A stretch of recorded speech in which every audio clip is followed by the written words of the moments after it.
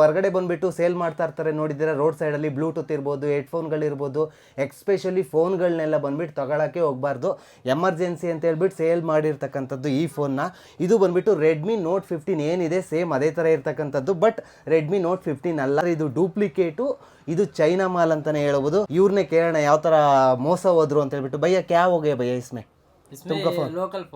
Local phone है but क्या बोल दिया आदमी तुम्हारा का देने के टिप? देने के बोला अच्छा है 25,000 का फोन है, अच्छा ओरिजिनल है, ले लो, मैं अर्जेंट में जा रहा हूँ घर को, मैंने ले लिया, वैसा हो गया. बट क्या हो गया, इसका ओरिजिनल है ऐसा दिख रहा है? डुप्लीकेट है ये, डुप्लीकेट है. मैंने ख्याल भी नहीं किया.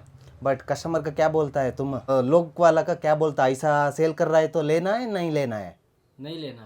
ಇವ್ರೇನು ಹೇಳ್ತಿದ್ದಾರೆ ಅಂತ ಹೇಳಿದ್ರೆ, ದಯವಿಟ್ಟು ಆ ಥರ ಹೊರಗಡೆ ಮಾರ್ತಾ ಇರ್ತಾರಲ್ಲ ಫೋನ್ಸ್ಗಳಿರ್ಬೋದು, ಬ್ಲೂಟೂತ್ ಇರ್ಬೋದು, ಅವನ್ನೆಲ್ಲ ತಗೊಳ್ಳೋದಕ್ಕೆ ಹೋಗ್ಬಿಟ್ಟು ಅಕ್ಕಪಕ್ಕದಲ್ಲಿ ಇರ್ತಕ್ಕಂಥ ಮೊಬೈಲ್ ಶಾಪ್ಗಳಿಗೆ ಹೋಗ್ಬಿಟ್ಟು ಪರ್ಚೇಸ್ ಮಾಡಿ ಅಂತ ಹೇಳ್ತೀನಿ.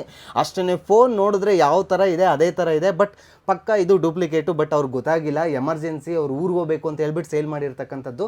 ನೀವು ಯಾವುದೇ ಕಾರಣಕ್ಕೂ ಆ ಥರ ಮೋಸ ಹೋಗ್ಬೇಡಿ ಅಂತ ಹೇಳ್ತೀನಿ. Thank you guys. ಇದೊಂದು A1 ಮೊಬೈಲ್ ಈ ಕಡೆಯಿಂದ ಇನ್ಫಾರ್ಮೇಷನ್ ವಿಡಿಯೋ ಆಗಿರ್ತಕ್ಕಂಥದ್ದು. Thank you.